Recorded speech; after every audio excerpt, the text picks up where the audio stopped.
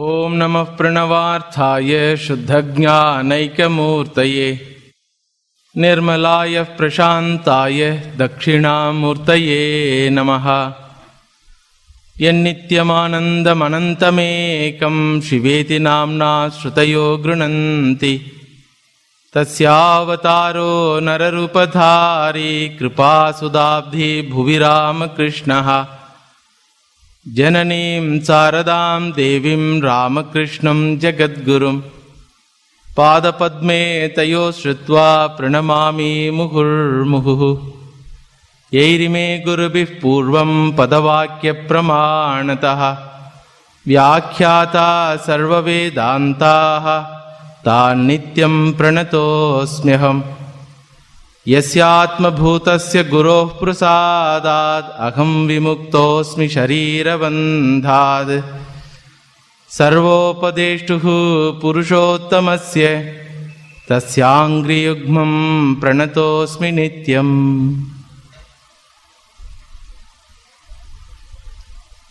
We are discussing very important topic of our spiritual life, namely moksha. Every spiritual seeker has an idea that moksha is a future affair, that I should attain moksha.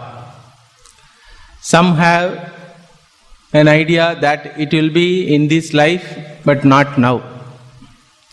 After getting some particular mystical experience I will get.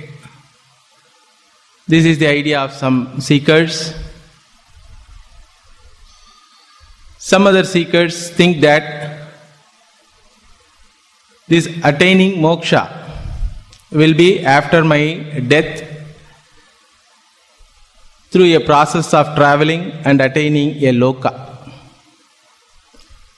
But when we ask this question to Vedanta, to Vedantic Guru Parampara,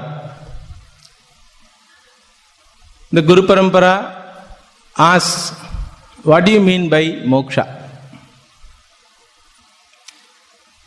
Since we don't know the meaning of that word naturally, we again ask, please clarify.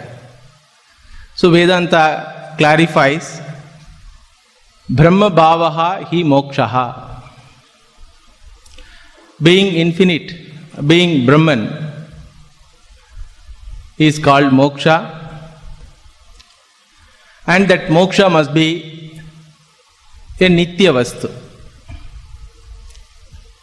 If it is a nitya moksha, then naturally it cannot be a result of a particular action or series of varieties of actions. Nitya moksha कर्मफलम न भवति कर्मफलस्य अनित्यत्वात् घटवत्. This is the logical statement. If moksha has to be eternal, it cannot be a result, it cannot be a future affair.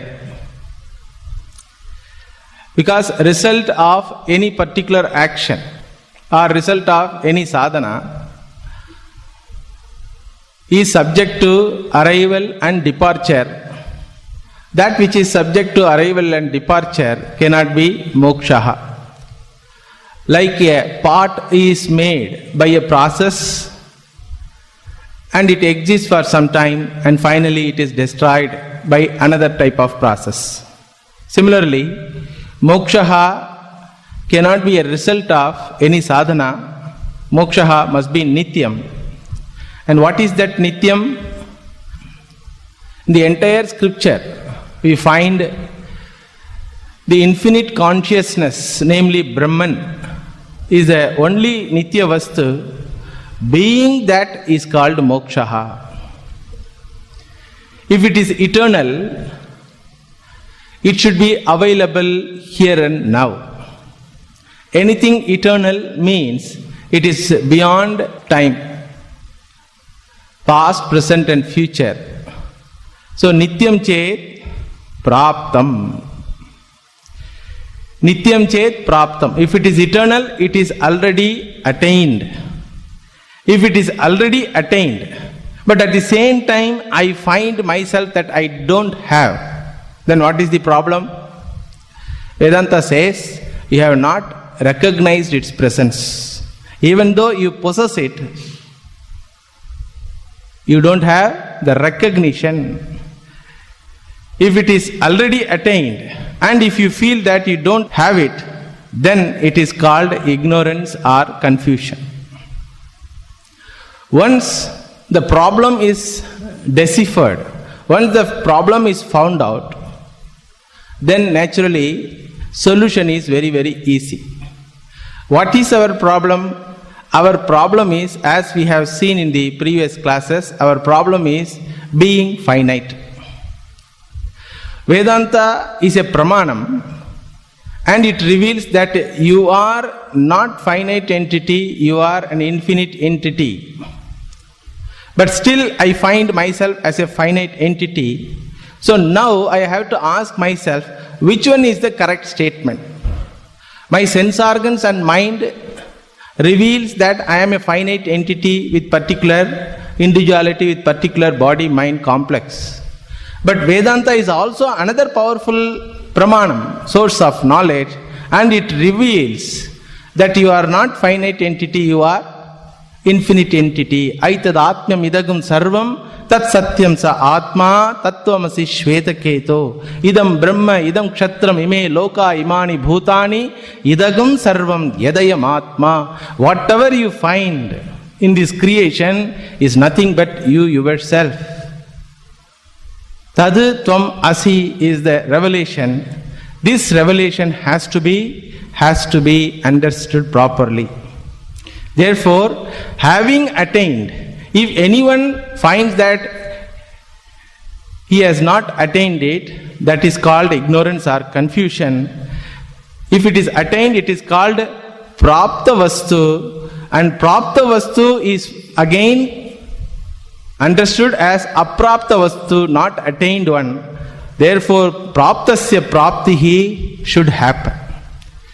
In the previous classes, we have discussed one particular example. A mother is wearing a necklace, but still she is searching for that necklace. It is already prapta vastu, it is there already with her, but still she is searching. That means what? Generally we search things which we don't have. Here is a case, even while we are having, we are searching.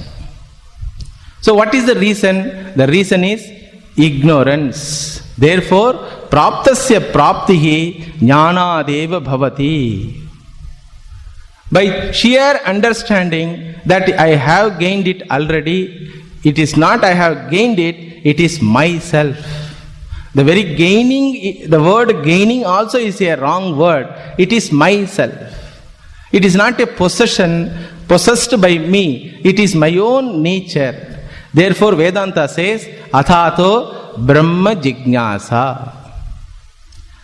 There is a work called Brahma Sutra, aphorisms of Vedantic scripture, written by Bhagavan Vyasacharya. He begins that scripture, Brahma Sutra, with this particular aphorism, Sutra, Athato Brahma Jignasa. Ataha Brahma Jignasa Kartavyaha. Therefore, one should analyze about Brahman. Wherefore? Because in spite of you yourself being that, still you find that it is missing in your life. You are missing it. You have not recognized it. Therefore, one should try to analyze whether it is a fact or not. What is the revelation of Vedanta? Tat tvam asi. Tat jagat karanam tvam asi. You are that. What is the meaning of you are that? What is that? That is a pronoun. It can be filled by any proper noun. You are coffee. Vedanta doesn't say. You are tea. You are so and so. Vedanta doesn't say. You are that. What is that? And if you read the scripture in that context, Aitad Atmam Idagam Sarvam Tat Satyam Sa Atma. whatever is there in the creation, idagum sarvam tadu satyam atma, that is yourself, that is infinite Brahman you are. You are already Purnaha, you are already infinite entity. You cannot become infinite. Once you have decided that you are finite, and that is the fact about yourself, if you have decided, you can never become infinite. Finite can never become infinite by any process. Therefore, you cannot become Brahman, you cannot attain Brahman, but fortunately, you need not attain Brahman. You cannot attain Brahman. Fortunately, you need not attain Brahman because it happens to be your own very nature. You are already free from all types of limitations, and the limitations which you have in your mind is nothing but adhyasaha, a mere confusion born out of one particular problem called dehabhimanam. One particular problem called identification with one particular body is the cause. Give up that dehabhimanam, you are free, muktaha, here and now.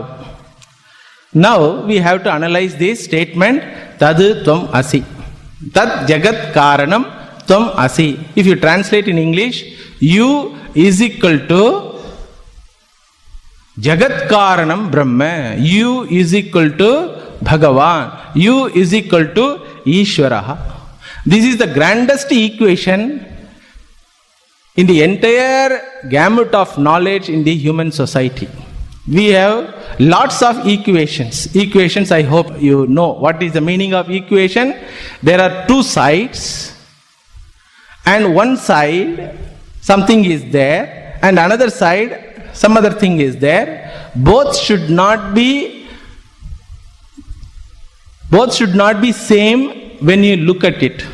6 is equal to 6. Is it equation? No. Because both sides are, at the first sight itself, both sides are equal. Therefore, you cannot have equation. 6 equal to 5. Then also you cannot have equation because it is not a fact. 6 cannot be 5. What do you mean by equation? For the first glance, for the first appearance, it should appear as though it is different. But when you analyze, when you scrutinize it, the essence of the equation must be a fact. 3 plus 2 is equal to 6 minus 1. That is called equation. Correct? This side, two numbers are there, 3 and 2. Another side, again two numbers are there, 6 and 1. This side plus sign is there, that side minus sign is there. For a child, it is a big thing to understand. How can it be 3 plus 2 is equal to 6 minus 1?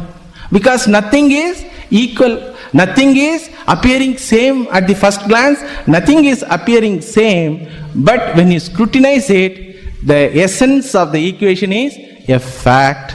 This side 3 plus 2 is equal to 5, and that side also 6 minus 1 is equal to again 5. That is called equation. Like these equations we have plenty in our gamut of knowledge. But this particular equation, U is equal to infinite Ishvara. Then naturally, anyone who is told this, he will look behind whether the teacher is telling me or not. You are Brahman. When the teacher says, the student looks behind. I have conviction that I am not that. I am not addressed by the teacher. Somebody else may be. Or some other intelligent student says, yes sir, you are Brahman. Student will say, I am not Brahman sir. You are Brahman. You are great Mahatma. Therefore you are Brahman. Therefore, Vedanta says one should scrutinize, one should analyze this particular equation. You take the equation, one side U is there, another side infinite entity is there. At the first sight, the person will think, me, a tiny, insignificant, a problematic, suffering, me. is equal to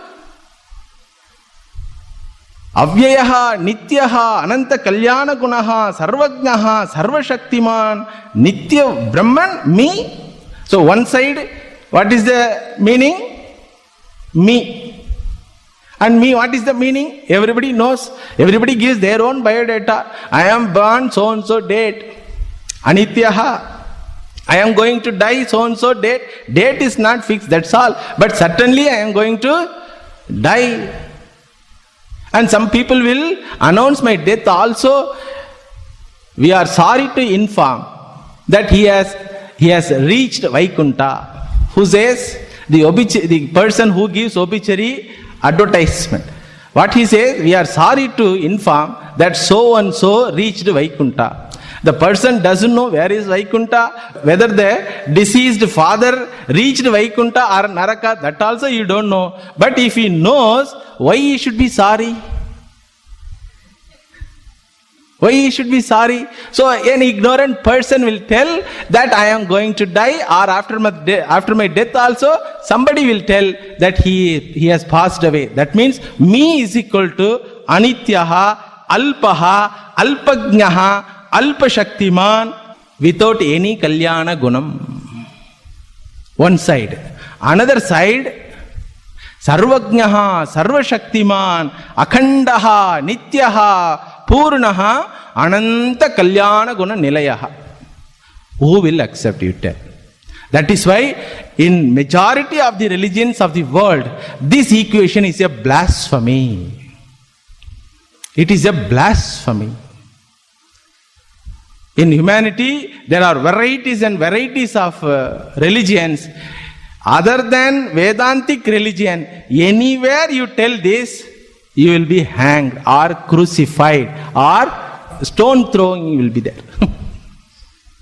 Only in Vedanta, if anybody says, I am that, whether we understand the statement or not, whether we understand the person who says that statement or not, certainly in India, we will not throw this stone at him. Okay, Swami, let it be. If you want 2 banana or 1 apple, I will give. You be happy, you will leave me. And if necessary, I will give 1 pranam also. Bas. So, this statement that you are infinite entity naturally raises a question. How can I, the insignificant, the problematic, the hated, small me, can be the worshipful Lord? That is the question. Therefore, Vedanta says, Athato Brahma Jignasa. It is a revelation. Therefore, you cannot simply wish away. It is a revelation by a pramanam, and that too antima pramanam, shastra pramanam. You cannot wish away. Still, you are not able to accept it. Therefore, let us analyze it.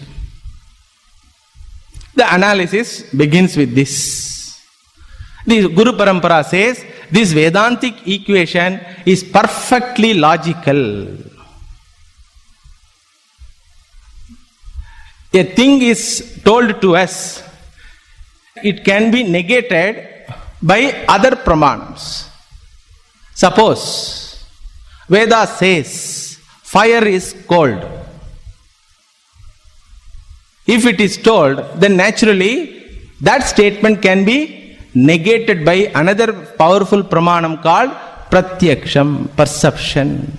Bhagavan Shankaracharya says, if Veda says that fire is cold, I will put particular Veda, the particular book, into the fire and see whether it is a fact or not. If anyone says fire is cold, I will ask him to get inside the fire and see whether he proves it or not. So it can be negated. How? By another pramanam. But here Veda says that you are infinite. So we have other 2 pramanams. One is pratyaksham, another is nyayaha, logic, inference. So let us see whether the inference can negate this particular revelation. What is the revelation? You are infinite. And Guru Parampara says it is perfectly logical. Nyaya cannot refute this. Logic cannot negate this. How? if you are not Jagat Karanam Brahma, if you are not infinite, and if you are different from infinite, then there cannot be infinite at all. If you are different from infinite, that means what? Infinite doesn't include you. You are standing separately and infinite there is there without including you. Therefore, two things are there. If there are two things, one is limited by another. And there is a boundary by which two things are separated. Correct? Akasha is infinite. Space is infinite. Can we have two space? Can we have two space? No, we cannot have. Because there is nothing to divide the space. Even though we say room space, pot space, like that different types of spaces we tell, but still we know they are all only words. Because there is nothing as a factor to divide this space. Similarly, there is no possibility of two infinite entities, or there is no possibility of one finite entity and another infinite entity. And if there are two things, what are they? One is you, finite entity, another is Brahman or Ishvara. Both will be finite only. You limit Ishvara, Ishvara will limit you. As you are suffering from limitation, Ishvara also will suffer from limitations. As you are subject to death and birth, similarly Ishvara also will be subject to death and birth. If Ishvara is finite, he is subject to death, then if he is subject to death, there is no question of attaining Ishvara at all. There is no use of attaining that Ishvara. Dying Ishvara, we need not attain. So, you cannot say there are two things. There are two things you cannot say. If there is one infinite, and it must include you also. You must be included in that infinite entity. If you are included in that infinite entity, where is the question of you are standing separate from that entity? Therefore, Vedanta says you are that. And another question is asked by the Guru Parampara. All right, you are not accepting the statement you are infinite. If you are not infinite, please tell who you are. The seeker is habituated to tell the answer for this question. Who are you? Immediately you tell, I am Kamalakkannan. Hey, that is your name. Who are you? I am son of Srinivasan. Hey, that is your father's name. Who are you? I am an engineer. Because biodata, so many places he has given, the written biodata, he has given so many places for asking for employment. So immediately when Guru Parampara, Vedanta asks, who are you? He says his name, considering it himself. So Vedanta says, that is your name. Who are you? So he immediately says, I am son of so and so. Hey, it is your father's name. Who are you? I am engineer. That is your profession. Who are you? I am husband. That is your relationship with particular individual. Who are you? I am father. That also is another type of relationship with particular individuals. Who are you? I am brother. I am uncle. I am male. He will tell. So Vedanta will ask this question, who are you? Who are you? Again and again. The word that I am male, that also belong to the gender of your body. Finally, this person has to say, okay, Swami, I am human being. That also belong to the species of your body. Who are you? Why, Swamiji, Sunday evening, you are eating my head? I don't know. You yourself, please tell. Then Vedantic teacher says, that's what already told about you. You are that, you are infinite entity. You are infinite, significant, unlimited entity. All your limitations. What are all the limitations of an individual? That he is born on so and so date, and he has a particular name, particular gender, particular features of the body, white skin, black skin, bald head, curled head, all those physical features and qualification, social status, problems and sorrows, all are a point of view. From the standpoint of body, you are male or you are human being.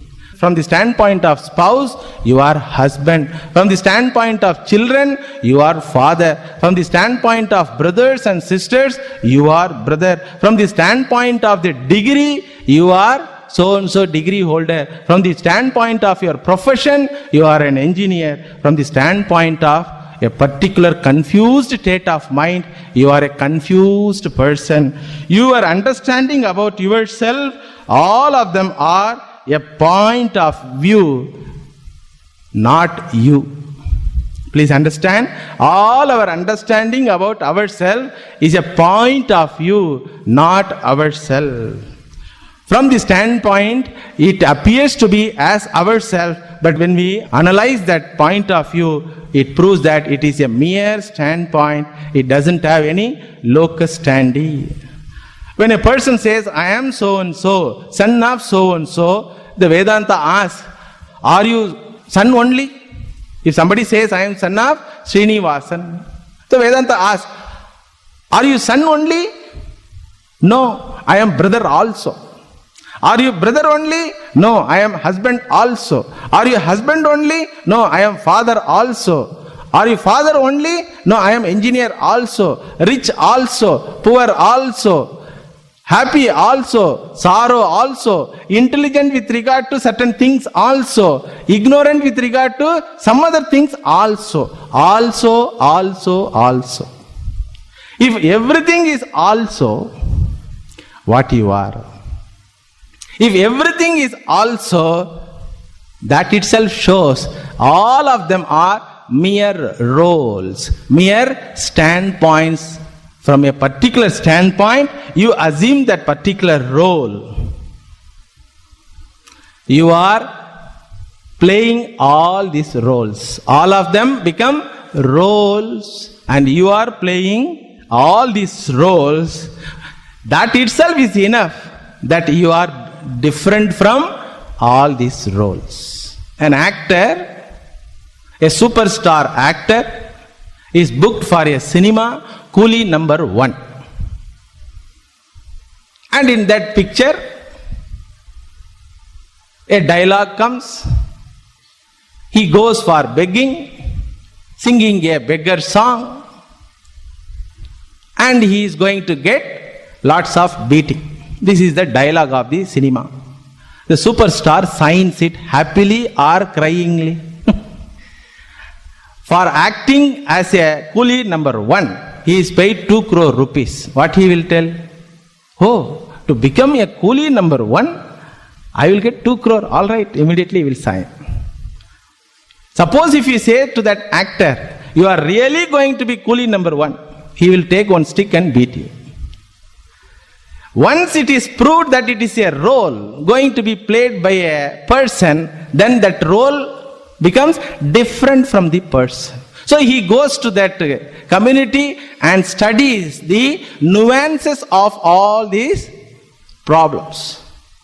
So he tries to imitate their crying, he tries to imitate their suffering, and when the camera on, then immediately he cries profusely and gets beating. While getting beating also, he shouts profusely. Then once the camera is off, he pats himself. Coming to green room, he says to himself, Sabash, you have done very well. How it is possible? Because in his knowledge, in his mind, he has understood that this is a role played by me. Coolie is me, but I am not coolie. Please understand. Coolie is me, but I am not coolie. Beggar is me, but I am not beggar. Similarly, Vedanta says, body is you, but you are not body. Mind is you, but you are not mind. Etamannamayam Atmanam upasangramya etam pranamayam upasangramya etam anomayam upasangramya etam vijnanamayam upasangramya etam anandamayam upasangramya. Everything is Atmanam, Atmanam, Atmanam. Annamaya Atmanam, Pranamaya Atmanam, Manomaya Atmanam. Body is Atma, accepted, but Atma is not body. Mind is Atma, accepted, but Atma is not mind. In our equation format, we can say beggar is actor, because when beggar gets beating, who gets beating? Actor only. Beggar is actor, but actor is not beggar. Beggar is actor, but actor is not beggar. And the actor plays the begging role if he forgets that particular knowledge that I am playing this particular role, and if he identifies himself with that role completely, then naturally where he will be admitted, please tell. In Tamil Nadu there was an actor, Nadigar Tilagam Sivaji Ganesan.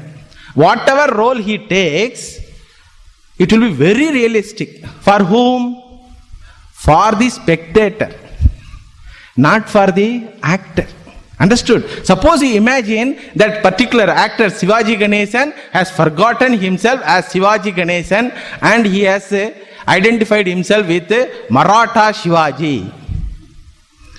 Camera is off. Everybody says, sir, please remove your costume. He says, no, I am Maratha Shivaji. What others will think?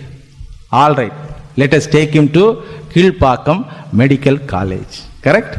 That's what Vedanta says. Any particular role, if you identify yourself completely with any particular role, forgetting that you are playing that role, then that is called confused mind, that is called ignorance. Therefore, one should never forget that I am the player playing all these roles.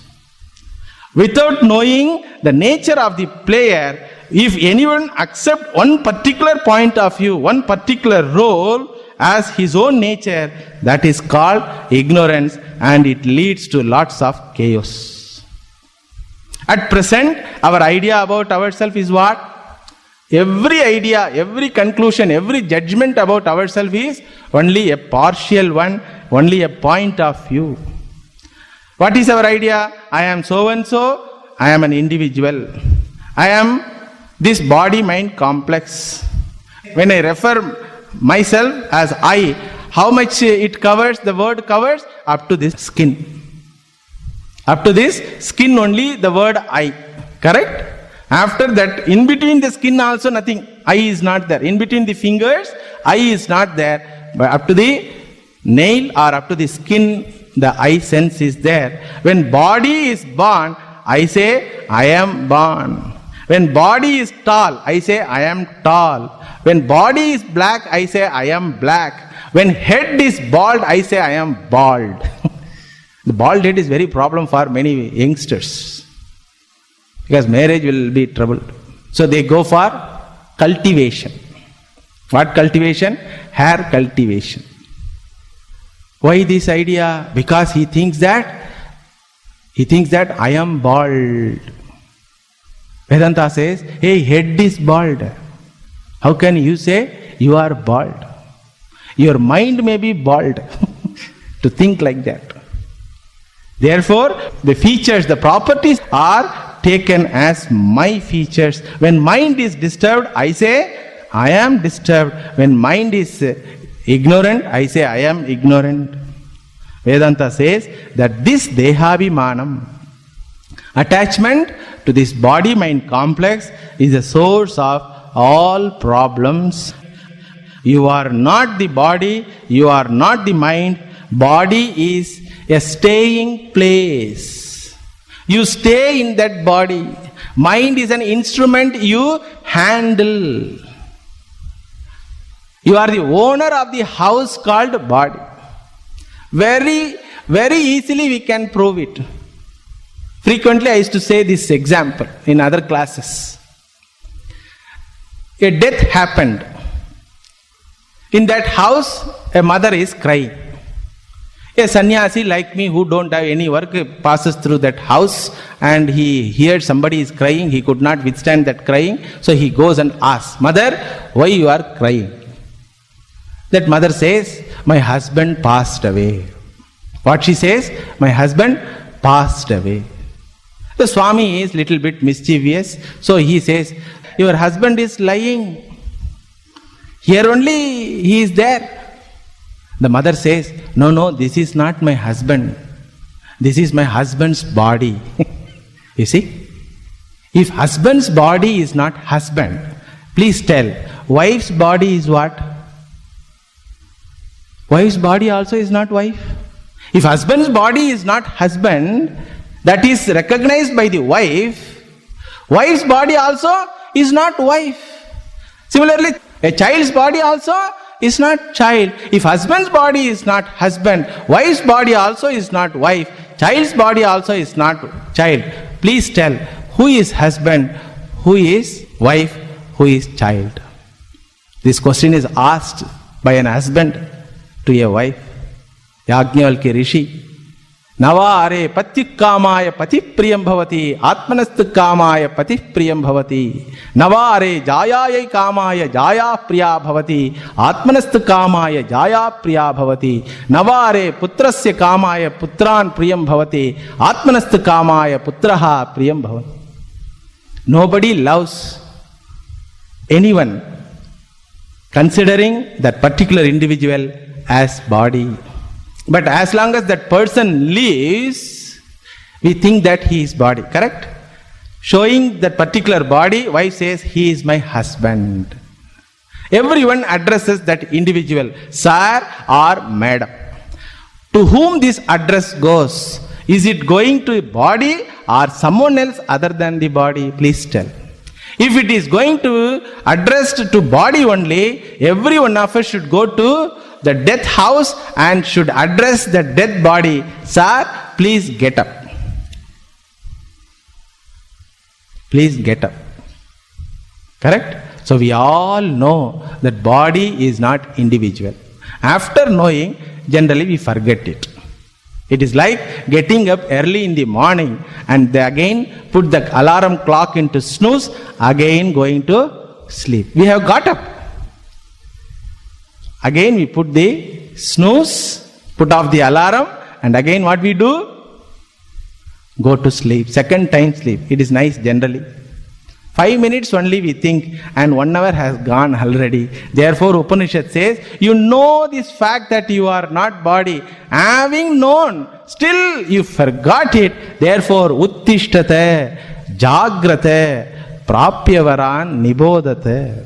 Please remember this fact that you are not body, you are not mind. Body is your staying place, it is your house. Deho devalaya proktaha.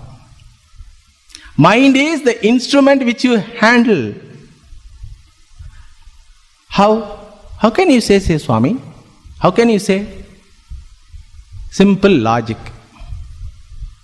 Simple logic.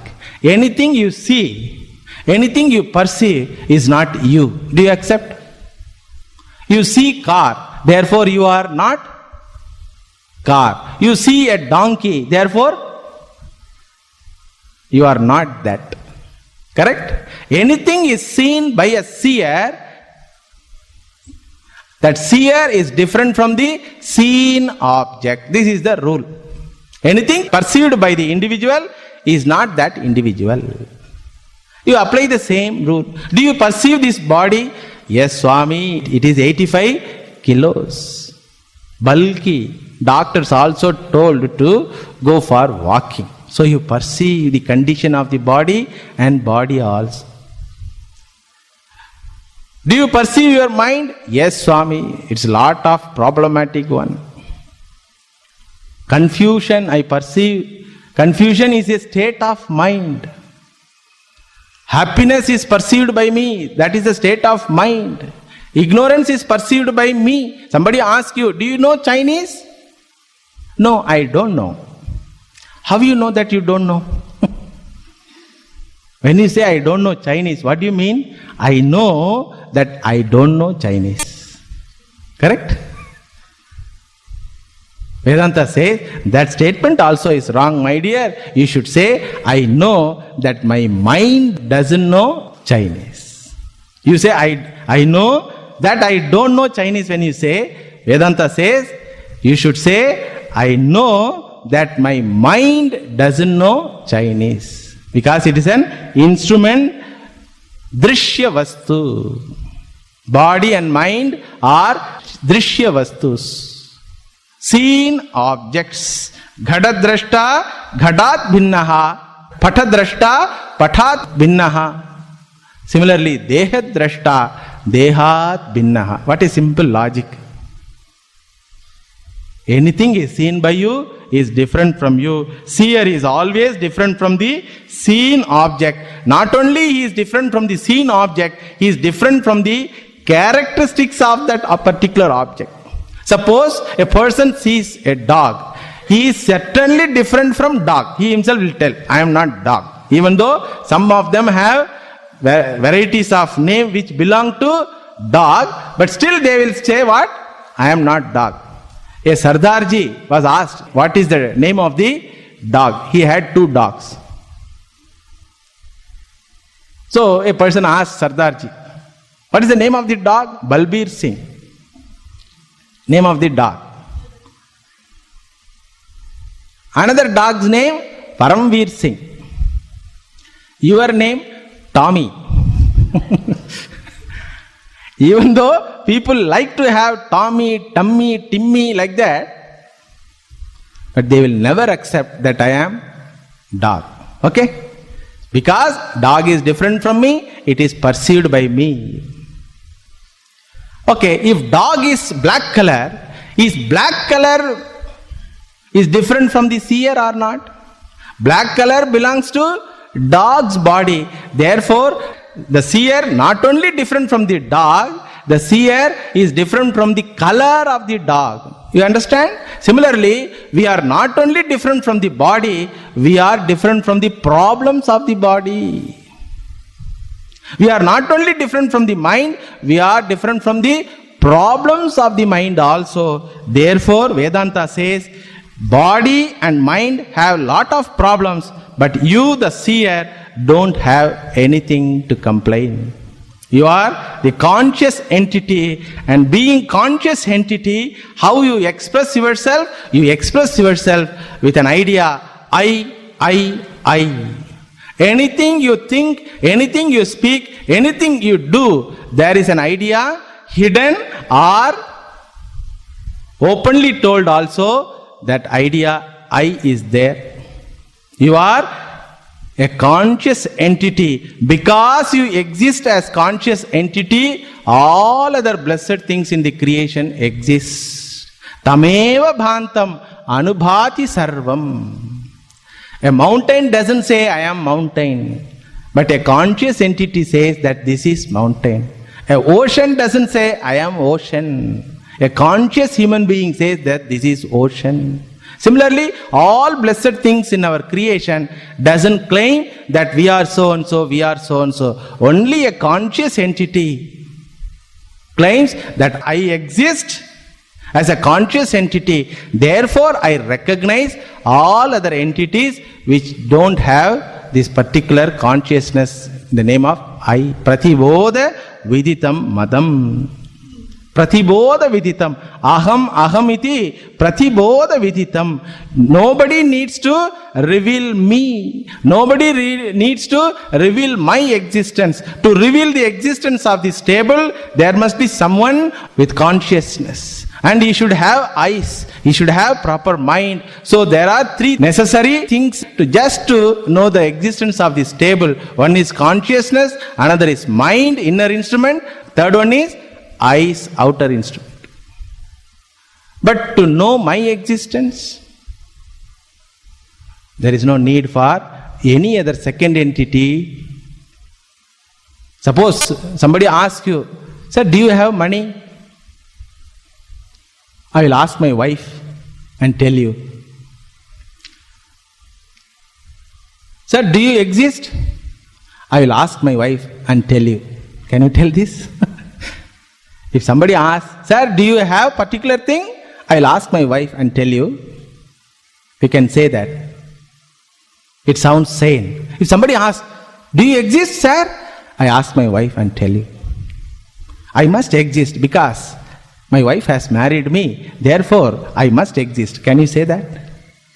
To reveal your existence, there is no need for second entity. Therefore, Vedanta says, na tatra suryo bhati, na chandra tarakam nema vidyuto bhantihi kutoyam agnihi tameva bhantam anubhati sarvam. Sun doesn't reveal you, nakshatra doesn't reveal you, the moon doesn't reveal you. You reveal all of them.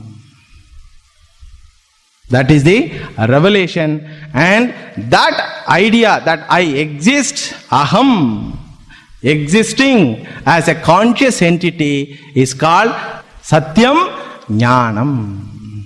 That I exist, I word is there, na?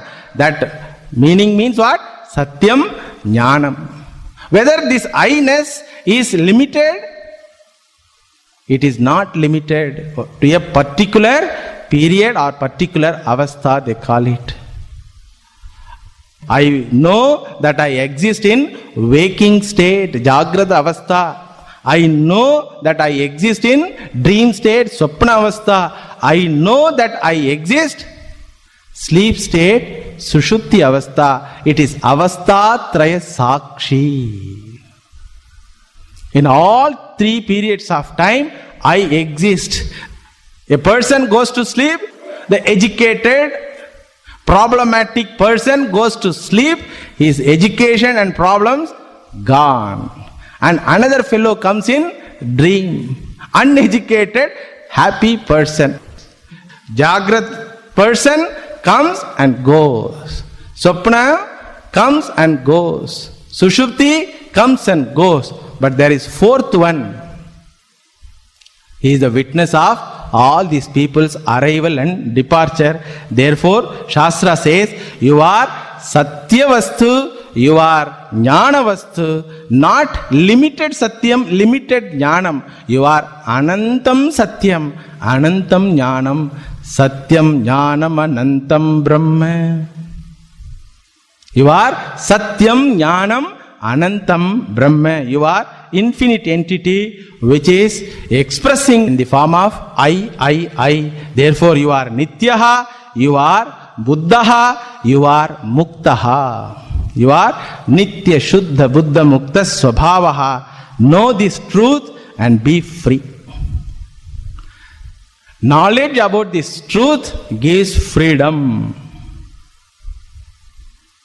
This knowledge gives you freedom. In what form? To play any type of roles. Once the actor knows that I am an actor, I am not going to become a coolie, I am not going to become a beggar in spite of playing that role. Then naturally what happens? He happily plays that role. And this knowledge gives you a space between you and your role. A space between you and your roles dependent upon your body. A space between you and the roles dependent upon your instrument called mind. That space is called cognitive space. A space born out of knowledge is called cognitive space. And in life, you cannot expect to be without problems. Can anyone expect a life without villain? Can anyone enjoy a life without villain, you tell? Even in cinema, you will not enjoy if there is no villain. Imagine a cinema. First scene, a boy and young girl sitting in a coffee day stall and they drink, nicely they talk. As even they talk, there is a duet song. Then second scene, both of them sit in the garden. Again they talk. As even they talk, again one more duet song. Like that, 2.5 hours, talking, duet song. Talking, duet song. Can anyone enjoy this? Please tell. So without villain, even cinema cannot be accepted by the society. How can we hope that there will not be villains in our life? And the hero should not be afraid of villain. If he is afraid of villain, what hero he is, you tell. Therefore, Vedanta says, keep this knowledge, keep this cognitive space in your mind that you are different from any role you play in your life, then you will never be perturbed. That's what showed in the life of Bhagavan Krishna. From the day one onwards, there was a threat for his life. How nicely he played them, everyone, you see. There came a Putana, simply he sucked her, that's over. He sucked her milk and sucked her prana also. There was one Shakadasura, simply one, like children kicks off the ball, he was kicked off. How it is? Because that knowledge was inborn in the Lord's mind. Bhagavan, when he assumes body, he doesn't forget that. Ajopi san avyayatma bhutanam ishwaropi san. Bhagavan says, I am Ishwaraha. I know that I am Ishwara even while I take birth in this world. Similarly, everyone is nothing but the manifestation of the same Ishwara. The problem and the difference between Ishwara and the ordinary Jiva is what? Absence of this knowledge, forgetfulness of this knowledge. That's what in the Mahabharatam, in Sanat Sujatiya, when Dhritarashtra asked, what is death? Pramadam vai mrityuhu was the answer. Forgetfulness is called mrityu. Forgetfulness of our nityatvam, forgetfulness of our infinitude. Once we forget, naturally we identify ourselves with the next item. What is the next, very closest next item to us? This body, this mind. Then naturally when we identify ourselves with this body and mind, all its cries belong to my cry. Problem belong to my problem. Death belong to my death. Therefore, Vedanta says you have to play varieties of roles in your life and you cannot be without roles. And no role can be without problems. Can you find any role without problems? No role can be without problems. Therefore, problems must be there. Roles also must be there. And you have to play varieties of roles, but still you need not be disturbed. You cannot be disturbed once you understand that you are different from the roles and the problems attached to those roles. Therefore, gain this knowledge. You are Anantaha is the fact about yourself. No one can bind you. No second entity is there to limit you because you are Advitiya vastu, Eka vastu, Chaitanya vastu, Neha nanasti kinchane, samrityo mrityumapnoti. There is no second entity at all. Whoever sees there is a second entity as a reality, then that person is subject to ignorance. Being subject to ignorance, he is subject to body identification. Being subject to body identification, when body dies, he says, I am dying. So, you are an unlimited entity, Nitya Vastu, Akhanda Vastu, Shuddha Vastu, Mukta Vastu. Swami, however much you shout, you don't know about me. உங்களுக்கு தெரியாது Swami, you don't know. That is why you are so innocent. What I am know, you know.